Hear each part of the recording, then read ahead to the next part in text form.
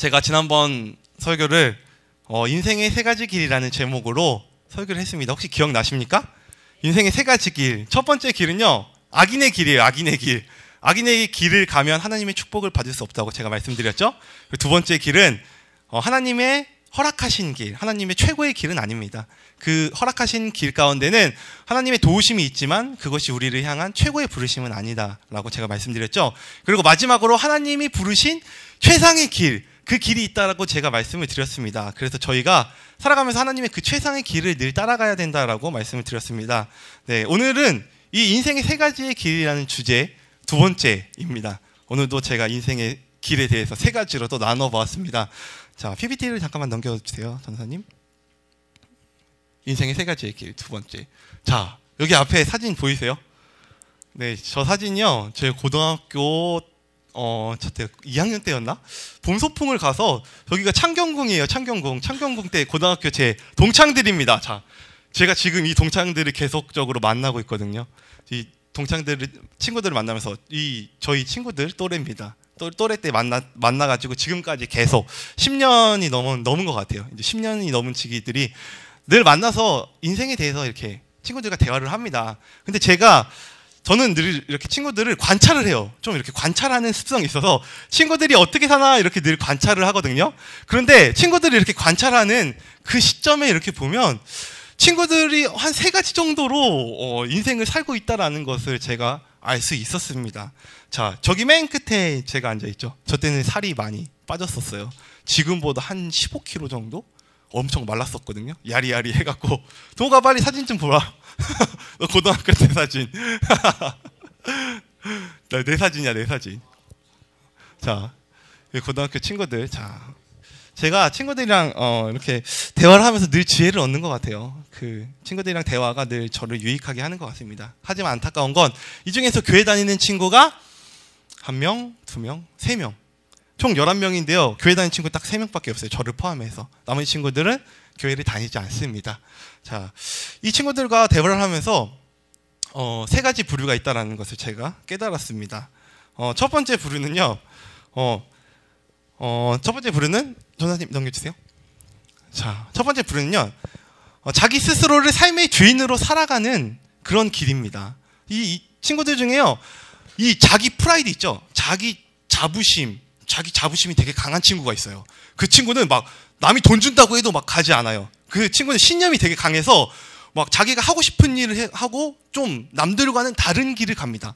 그래서 남들이 잘 하지 않는 영화를 하고 또 금붕어를 막 키운다든지 또 뭐 개를 키운다든지 약간 매니아적으로 나가는 그런 특성을 가지고 있어요. 막 등산도 하고.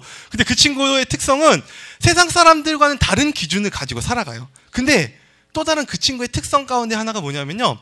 굉장히 교만해요. 제가 이렇게 기독교인으로서 봤을 때 그 친구 굉장히 교만해요. 왜냐하면 다른 사람들의 이야기를 절대 귀 기울여서 듣지 않아요. 자기의 생각이 최고예요. 자기가 결정하는 모든 것들이 최고라고 생각하면서 사는 그런 친구가 있습니다. 자, 그것이 바로 첫 번째, 자기 스스로를 자기의 삶의 주인이라고 생각하면서 살아가는 그런 길입니다. 자, 성경적인 예를 들면요. 여러분 사도 바울 아시죠? 사도 바울의 회심 이전의 삶이 바로 사울이었을 때 그 삶이 바로 자기중심적인 삶이었을 거예요. 자, 사울이 자기가 율법을 지킴으로 인해서 그것이 옳은 것이라고 생각했어요. 그래서 기독교인들을 막 핍박하면서 다니잖아요. 막 죽이고 막 이런 짓을 하면서 다니잖아요. 그런데 그런 바울이 예수님을 만나서 변화가 됩니다. 자, 이렇게 바울과 회심되기 이전에 바울과 같은 것이 바로 자기 스스로를 삶의 주인으로 살아가는 길입니다. 자, 두 번째는요. 세상의 가치를 삶의 주인으로 삼고 살아가는 길이에요. 자, 친구들 중에 11명의 친구들이 있죠. 이 11명의 친구들의 대다수가 바로 세상의 가치를 자신의 최고로, 자신의 주인으로 삼고 살아가요. 늘 대화를 하다 보면 제가 친구들이 술자리를 굉장히 좋아해요. 그러면 저는 예전에는 같이 자리에 어울리면서 술도 마시고 이렇게 어울렸었는데 지금은 뭐 가서 술도 한 잔도 안 하고 그냥 이렇게 멀뚱멀뚱 앉아있으면 너는 무슨 재미로 사냐라는 그런 농담들을 하곤 하지만 이 친구들의 대화를 자세히 살펴보면 정확하게 세 가지예요. 이 사람들의 가치가 딱 정확하게 세 개예요. 친구들의 가치가. 첫 번째, 돈입니다. 돈. 무조건 야, 돈을 어떻게 하면 어떻게 많이 벌 수 있을까? 이것에 대한 거, 돈을 가치로 두고 살아가는 친구들이 있어요. 그 친구들은 자신의 모든 것들을 투자해서 어떻게 하면 돈을 많이 벌까? 이것들을 늘 생각해요. 자, 그리고 두 번째는요, 이성. 이거 아직 결혼하지 않은 친구들이 이 결혼을 하려고 아주 눈에 혈안이 돼서 여기저기 이성들을 여기저기 찾아다니는 친구들이 있어요. 막 나이트 클럽도 가고 뭐 홍대에 있는 클럽도 가고 막 이러면서 이 자매들을 만나려고 그렇게 노력을 하더라고요. 이렇게 이성에 관심을 그렇게 많아요. 그리고 이제 결혼도 하고 돈도 어느 정도 있는 친구가 있어요. 근데 그 친구는 이제 그 친구가 공무원인데 어떻게든 승진을 하려고 이렇게 공부를 열심히 하더라고요.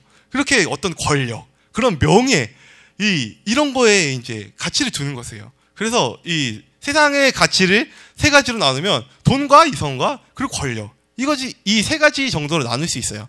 만약에 여러분들이 예수님을 열심히 믿지 않는다라면 여러분도 이 세 가지 기준에서 크게 벗어나지 못할 것입니다. 자, 이 세상의 기준으로 산 대표적인 예가 누가 있냐면요, 성경에서 사울왕. 여러분 사울왕 아시죠? 사울왕은요, 백성들의 눈을 너무 의식을 해요. 그러니까 자기의 그 권력을 계속 쥐고 있으려고 하나님이 하지 말라는 그 일을 사울은 범죄를 합니다. 그 일을 그냥 해버리죠. 하나님이 하지 말라는 일을 사람들의 이목에 너무 신경 쓴 나머지 세상의 가치대로 그냥 그 일을 바로 저질러 버려요. 그래서 하나님한테 버림받죠. 이런 사울. 또 신약에는요, 사도행전 5장에 나옵니다. 여러분 한번 꼭 읽어보세요. 사도행전 5장에 나옵니다. 사도행전 5장에 누가 나오냐면요, 아나니아하고 삽비라라는 사람이 나와요. 이 아나니아하고 삽비라라는 사람이 재물을 팔았어요. 재물을 팔아서 이제 헌금을 해야 되는데 그것을 속입니다. 이 하나님을 속인 거예요. 한마디로 하나님을 속여서 그 사람들이 바로 그 자리에서 즉사를 해버립니다. 자, 그 사람들의 기준은 뭐였을까요? 하나님이었을까요? 아니요. 그 사람들의 기준은요, 바로 돈이었을 것이에요. 자, 그리고 마지막으로 세 번째로는요, 하나님을 삶의 주인으로 모시고 사는 길이 있습니다. 자, 여러분들 수련회 갔다 와서 많은 은혜 받으셨죠?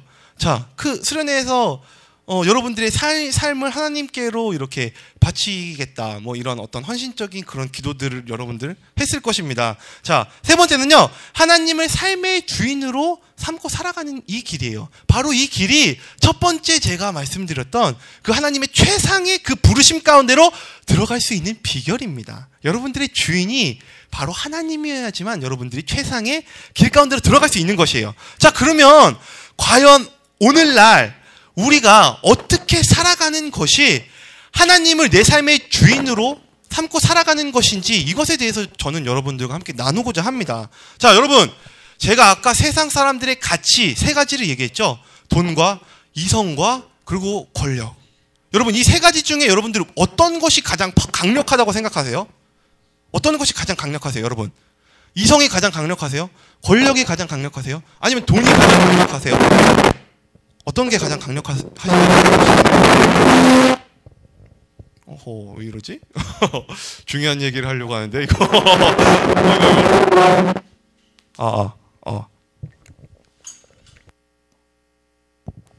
하나 둘. 마이크를 바꾸도록 하겠습니다. 자, 세 가지. 하나 둘 셋. 하나 둘 셋. 하나 둘 셋. 자, 세 가지가 돈과 명예와 그리고 이성, 이 세 가지 중에 여러분들 어떤 게 가장 강력하다고 생각하세요? 뭐가 가장 강력할까요? 자, 이런 말 들어보셨어요? 돈이면 최고지. 돈이면 다 돼. 요새는 돈이면 안 되는 게 없어. 어떻게 생각하십니까? 여러분 동의하십니까? 돈으로 여러분 모든 거 할 수 있다고 생각하십니까? 돈으로 모든 거 할 수 있어요. 세상적인 가치로 봤을 때요, 여러분들 돈으로 모든 거 가능합니다. 이성이요, 결혼 왜 못해요? 요새 저희 세대들이 결혼을 왜 못하냐면요, 삼포 세대라고 하더라고요. 삼포. 세 가지를 포기하더라고요. 결혼을 포기하고, 애 낳는 걸 포기하고, 연애를 포기하는 삼포 세대가 바로 저희 세대입니다. 왜요? 돈이 없어서요. 자, 그리고 왜 높은 자리로 왜 권력 있게 못 올라갑니까? 윗사람들한테 질러줄 돈이 없어서. 자, 이렇게 이 세상은요, 돈이면 뭐든지 다 되는 세상이에요. 자, 그래서요, 예수님 시대에 예수님께서 이렇게 말씀을 하십니다. 전사님 넘겨주세요. 자, 예수님께서 하신 말씀이에요. 자, 우리 한번 읽어볼까요? 24절. 자, 시작.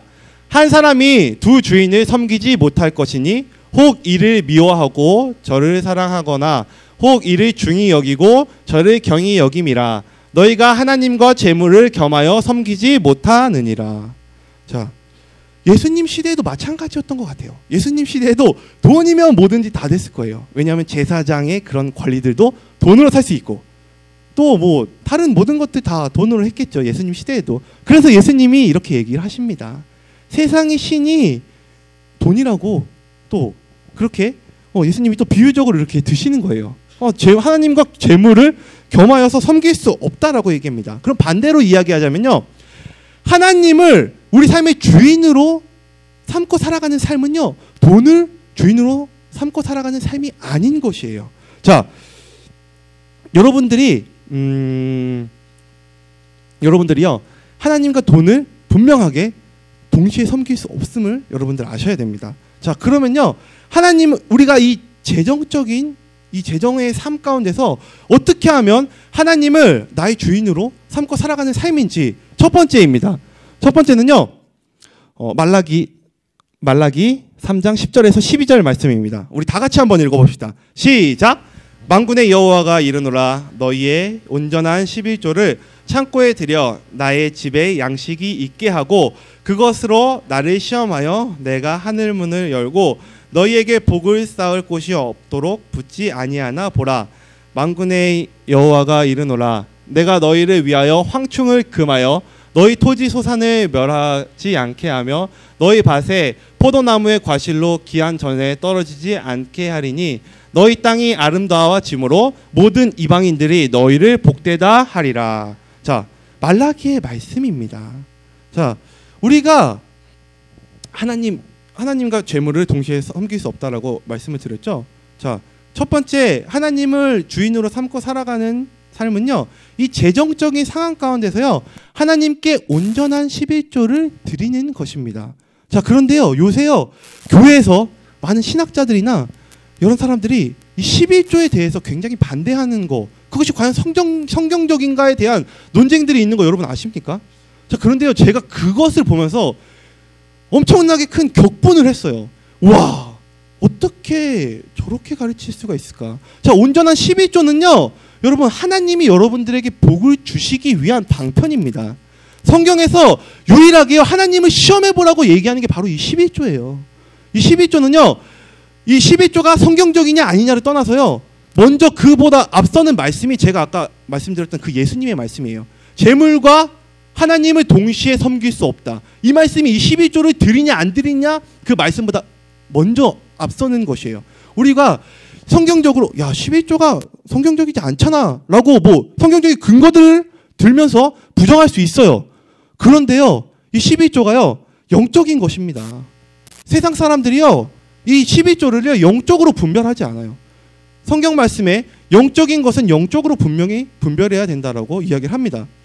11조, 여러분, 11조를 여러분들 삶 가운데서 여러분들 벌이의 10분의 1을 누군가한테 바친다라고 생각해 보세요. 그것을 바침으로 인해서 여러분들 가운데 돈이 들어올까요?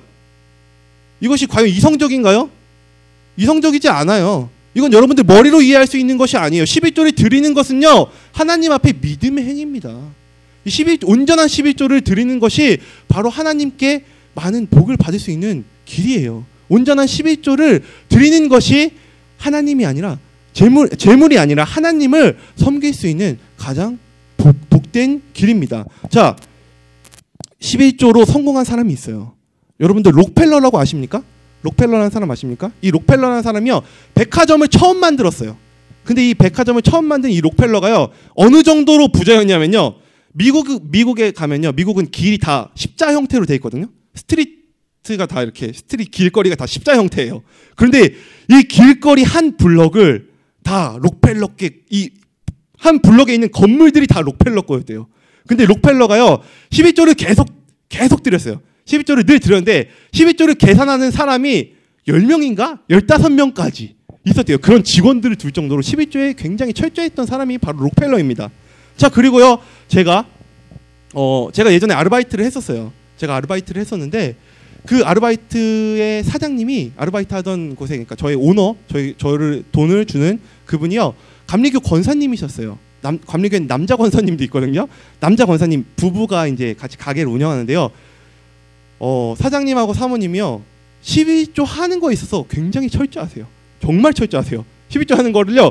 하루에 수익이 딱 들어오잖아요. 하루에 그 가게에서 벌어들이는 수익을 정확하게 딱 띄어내세요. 그리고 그거를 통장으로 그냥 바로 넣습니다. 그리고 그것을 일주일 동안 벌어들인 그 온전한 12조를 뭐 이렇게 뭐 세금 계산 뭐 그런 거 안 띄고 그냥 순전한 수익에서 12조를 그냥 이렇게 하시더라고요. 정말 제가 그 모습을 보면서 그 저희 사장님이 굉장히 물질적인 축복을 굉장히 많이 받으셨던 분이에요. 아파트가 한 2채 3채 되고 자기 가게가 있을 정도로 굉장히 돈이 많으셨던 분인데 그런 분들 이렇게 보면요. 하나님 앞에서 재정적인 부분에 있어서 굉장히 정확하세요. 정말 이건 하나님 거다라는 그런 생각이 정확하게 있어요. 아, 이게 내게 돈이 내게 아니라 하나님 거라는 정확한 인식을 사장님이 갖고 계셨어요. 제가 그것을 보면서 굉장히 많은 도전을 받았던 것이 생각이 납니다. 자, 그리고 제가 2007년에 카자흐스탄 김삼성 선교사님이라는 분의 교회가 있어요. 거기 그 교회 처음에 시작했을 때 사람들 차가 굉장히 안 좋은 차였대요. 차 시작할 때 굉장히 안 좋은 차였는데 저희가 갔을 당시에 그 교회에 세워져 있던 차들은 BMW, 벤츠, 뭐 외국 차들, 좋은 이름 있는 외국 차들이 다 서 있더라고요. 굉장히 부자들이 다니나? 뭐 이런 생각을 했었습니다. 근데 그때 그 김상선 선교사님이 했던 얘기가 나는 성도들에게 온전한 11조를 가르칩니다. 그리고 온전한 11조를 함으로 인해서 우리 성도들은 하나님께 굉장히 많은 축복을 받았다라고 그 선교사님이 고백을 하더라고요. 이렇게 11조라는 것은요, 여러분들 꼭 띄어야 되는 거예요.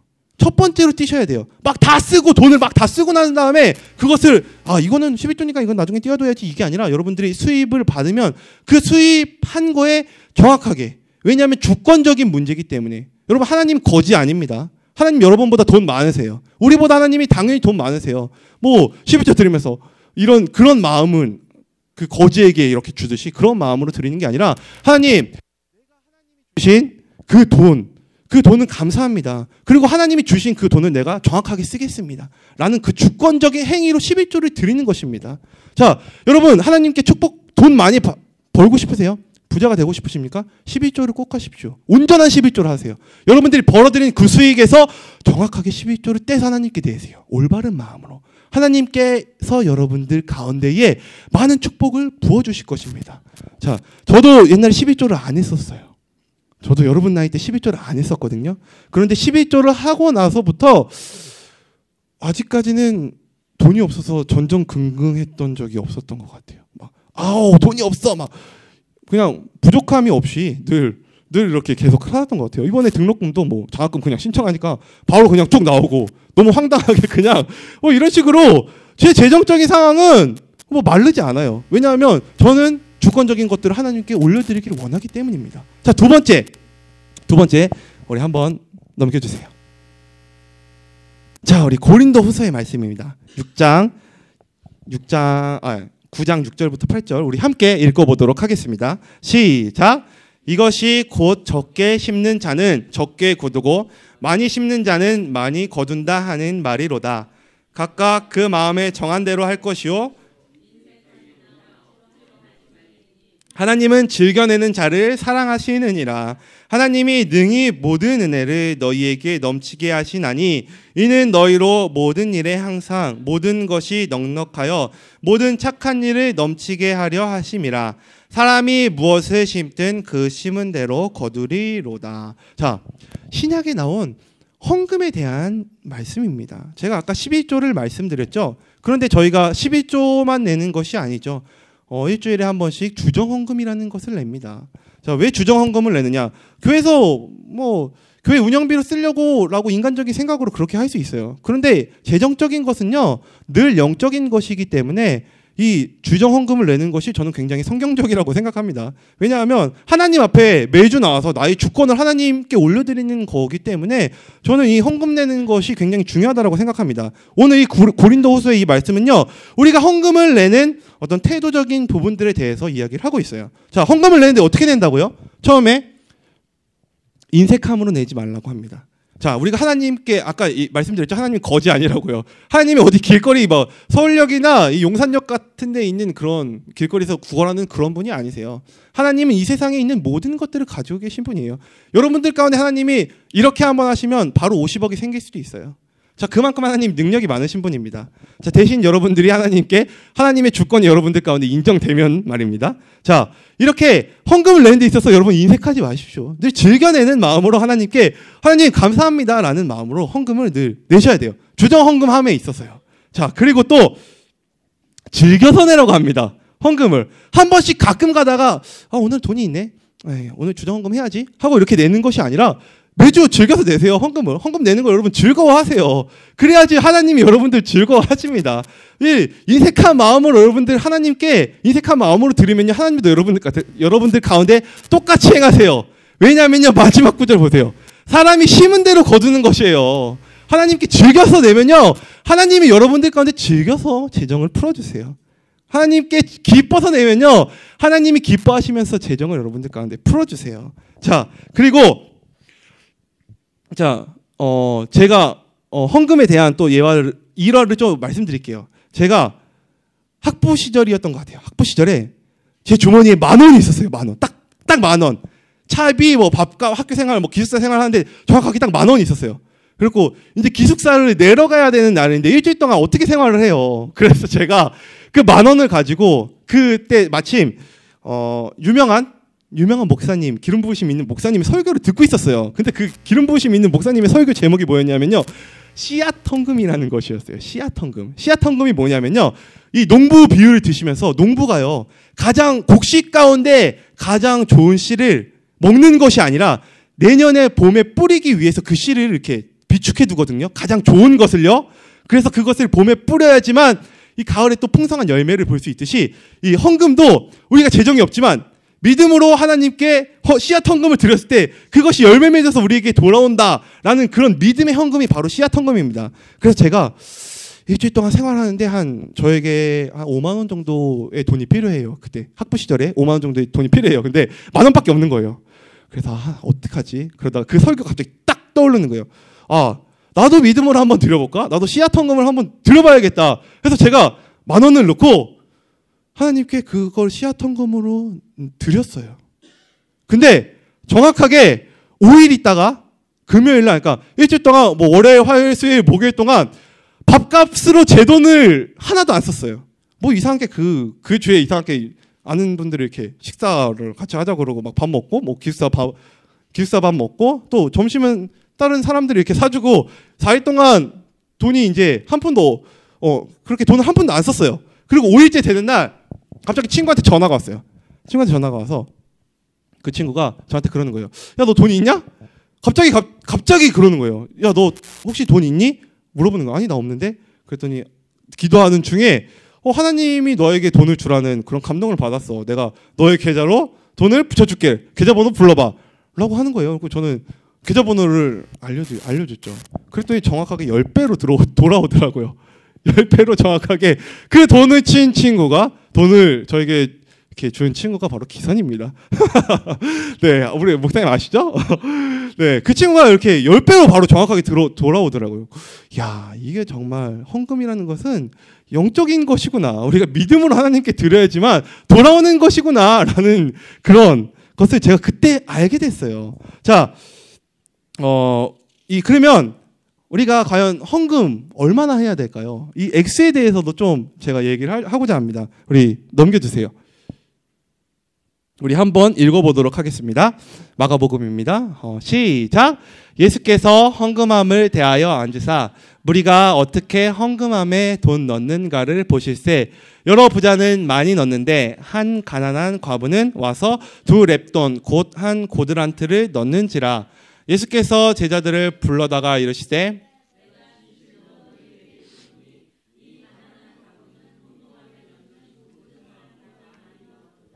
그들은 다 그 풍족한 중에 넣었거니와 이 과부는 그 가난한 중에서 자기의 모든 소유 곧 생활비 전부를 넣으니라 하시니라. 아멘. 자, 오늘 이 과부가 저에게 큰 도전을 줍니다. 네. 돈 내는데 그게 전 재산이었대요. 자, 이 옛날에 이런 설교들을 들으면 제 마음이 많이 다치곤 했는데 지금은 하나님께 늘 주권을 넘겨드리고 싶은 마음이기 때문에 자, 그렇기 때문에 제가 이 본문 말씀을 굉장히 좋아합니다. 자, 그러면요 우리가 하나님께 얼마나 액수를 해야 될까요? 이거는요 상대적이에요. 상대적이에요. 얼마를 내는 것이 각자 뭐 제가 얼마 내십시오라고 정해드릴 수가 없어요. 왜냐하면요 하나님은 여러분들의 각자 형편을 아세요. 여러분들의 각자 형편을 아시는데 제가 권장해드리는 헌금 액수는 우리가 내고자 하는 것에 조금 위. 그러니까 약간 이 정도 내면 부담될 것 같다 싶을 정도의 헌금을 내시면 그것이 가장 좋을 것 같다라고 생각을 합니다. 왜냐하면 재물과 하나님을 섬기는 거에 있어서 똑같이 섬길 수 없잖아요. 그러니까 조금 더 내 마음보다 하나님께 조금 더 드리는 것이 바로 이 헌금을 내는 액수의 어떤 그런 기준이 되지 않을까. 저만의 생각입니다. 각자 헌금을 내는 그 액수는요. 여러분들이요 하나님께 음성을 들으시면 가장 좋아요. 하나님 내가 얼마를 내길 원하십니까?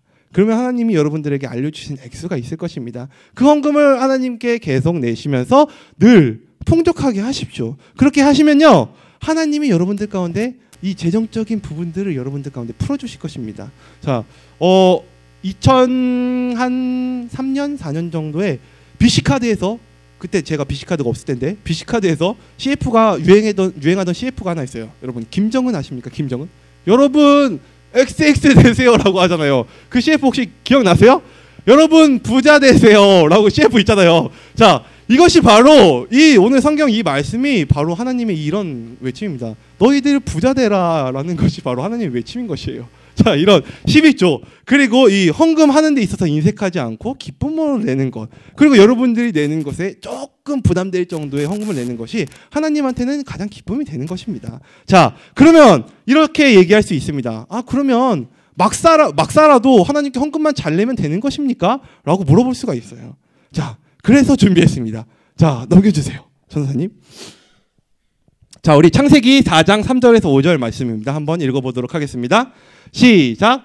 세월이 지난 후에 가인은 땅의 소산으로 제물을 삼아 여호와께 드렸고 아벨은 자기도 양의 첫 새끼와 그 기름으로 드렸더니 여호와께서 그 아벨과 그 제물을 받으셨으나 가인과 그 제물은 받지 아니하신지라. 자, 이 말씀은요 여러분들이 헌금 생활만 열심히 한다고 해서 하나님께서 여러분들이 모든 헌금을 받으시는 건 아니다라는 것을 알려주는 것입니다. 하나님이 우리의 헌금, 우리의 마음을 연락하실 만한 삶을 살아야 하는 것입니다. 자, 여러분 가인과 아벨이 있어요.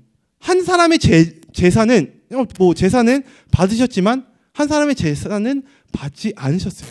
자, 그런데 이 이유를 성경에 있는 많은 학자들이 어떤 피해 제사를 드렸다, 어떤 사람은 아니다, 이런 것들에 대해서 이야기를 합니다. 저는 그런데 좀 성경적인 근거를 들어서 히브리서에 보면요, 이 가인과 아벨 말씀이 나와요. 자, 그런데 히브리서에 보면 믿음장 11장에 보면요, 아벨의 제사를 받으셨던 이유가 믿음으로 아벨이 이 제사를 드렸다라고 이야기를 하래요. 그러면서 그 밑에 절에 뭐라고 나오냐면요, 믿음이 없이는 하나님을 기쁘시게 할 수 없다. 그러니까 한마디로 아벨은요 믿음으로 하나님의 기쁘시는 삶을 살았다는 것이에요. 자, 우리가 헌금 생활만 열심히 한다고 되는 것이 아닙니다. 자, 우리 한 번 더 넘겨주세요, 전도사님. 말라기 3장 3절에서 4절 우리 한번 읽어보도록 하겠습니다. 시작. 그가 은을 연단하여 깨끗게 하는 자 같이 앉아서 레위 자손을 깨끗하게 하되 금은 같은 그들을 연단하리니 그들이 의로운 제물을 나 여호와께 드릴 것이라. 그때에 유다와 예루살렘의 헌물이 옛날과 고대와 같이 나 여호와께 기쁨이 되려니와. 자, 한 번 더 넘겨주세요. 우리 신명기 말씀 하나만 더 보겠습니다. 신명기 말씀 읽도록 하겠습니다. 시작. 창기와 번돈과 개 같은 자의 소득은 아무 서원하는 일로든지 내 하나님 여호와의 전에 이 둘은 다 내 하나님 여호와께 가증한 것임이니라. 아멘. 자, 이렇게 하나님은 부정적으로 번 돈 기뻐하지 않으세요. 자, 이것에 대해서 좀 일화를 들어드리냐면요, 제가 아는 분이 같이 예전에 교회에서 같이 봉사했던 분이에요. 근데 이분이 디자인 사업을 하십니다. 캐릭터 사업도 하시고 또 뭐 디자인, 다른데 쇼핑백 있잖아요. 뭐 여성 뭐 ENC나 나인식스 뉴욕 같은 그런 쇼핑백 같은 걸 이렇게 디자인해서 그것들을 주는 어떤 그런 일을 하는데요. 이분이요 사업을 하시면서 느낀 게 하나가 있대요. 그게 뭐냐면요, 뒷돈을 써서 사람들하고 어떤 계약들을 체결하면 자기 사업이 안 된다라는 것이에요. 근데 그게 아니라 그냥 정직하게 우직하게 그냥 이 정도의 길로 갔더니 하나님이 점점 이 사업의 길들을 확장시킨다라는 것이에요. 이렇게 하나님은 정당하게 번 돈을 받으시는 것입니다. 우리가 막 남을 속여서 도박해서 뭐 고스톱 쳐서 뭐 이렇게 해서 돈을 딸 수 있어요. 근데 그거에서 11조를 막 드리고 헌금을 많이 드린다고 해서 하나님이 기뻐하시는 게 아니에요. 하나님은 먼저 삶을 보세요. 우리 삶의 태도를 보세요. 우리 삶이 어떠느냐에 따라서 하나님이 우리가 드린 그 재물을 받으시냐 안 받으시냐를 결정하게 되는 것입니다. 그러면서 한 번만 더 넘겨주세요. 시간이 없는 관계로 읽지 않겠습니다. 자, 마태복음 5장 23절에서 24절을 보면요, 이런 말씀이 나오죠. 어떤 사람이 재물을 드리러 가는데 그 사람이 형제와 싸웠어요. 그러면 먼저 형제하고 화해하고 나서 와서 재물을 드려라 라고 하나님이 하시죠. 이렇게 하나님은 우리가 재물을 드리는 데 있어서 하나님은 굉장히 태도를 중요하게 여기시는 것입니다. 자, 그리고 마지막으로 여러분들에게 도전되는 말씀을 드리겠습니다. 제가 재물, 이 재정적인 부분에 있어서 가장 좋아하는 말씀이에요. 한 번만 넘겨주세요. 우리 한번 마지막으로 읽도록 하겠습니다. 17절부터 시작.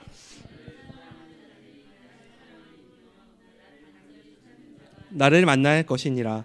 부귀가 내게 있고 장가한 재물과 공의도 그러하니라. 내 열매는 넘겨주세요. 내 열매는 금이나 정금보다 나으며 내 소득은 수는보다 나으니라. 나의 정의로운 길로 행하며 공의로운 길 가운데로 나으니라. 이는 나를 사랑하는 자가 재물을 얻어서 그 곳간에 채우게 하려 함이니라. 자, 어떤 사람이 하나님이 채우신대요? 하나님을 사랑하는 사람, 하나님을 사랑하는 사람에게 하나님이 재정을 부어주시는 것이에요. 자, 여러분들 하나님 사랑하십니까? 여러분 지금보다 하나님 더 사랑하십시오. 그러면 여러분들 가운데 재정적인 축복이 풀려질 것입니다. 여러분들 재정적으로 힘드십니까? 그 힘든 가운데서 하나님을 더 열심히 사랑하십시오. 여러분들 그 하나님의 사랑이, 여러분들이 하나님을 사랑하는 것, 하나님을 사랑한다는 것, 그 마음이 하나님께 합당하게 만약에 연락된다라면요, 하나님께서 여러분들 가운데 재정을 부으실 것이에요. 왜냐하면 하나님께서 이렇게 말씀하셨잖아요. 나를 사랑하는 자에게 내가 그 곳간을 내가 채우겠다 라고 하나님 말씀하십니다. 시편 23장 1절에 이런 다윗의 고백이 있습니다. 여호와는 나의 목자시니 내가 부족함이 없으리로다. 자, 여러분들 하나님을 사랑하십시오. 그리고 11조를 내시고 이 헌금하는 거에 있어서 여러분들 태도를 바르게 하십시오. 그러면 여러분들 삶 가운데에 여호와는 나의 목자시니 내게 부족함이 없으리로다 라는 이 고백이 여러분들 삶 가운데 나올 것입니다. 여러분들 그런 삶을 사실 때요, 말라기에 있는 이 말씀, 열방이 너희를 복되다 하리라. 여러분들 주위에 있는 모든 사람들이요, 네가 예수를 믿어서 복되구나, 네가 예수를 믿어서 잘 됐구나 라는 그런 고백을 듣게 되실 것입니다. 오늘 말씀을 마치도록 하겠습니다. 제가 기도하겠습니다.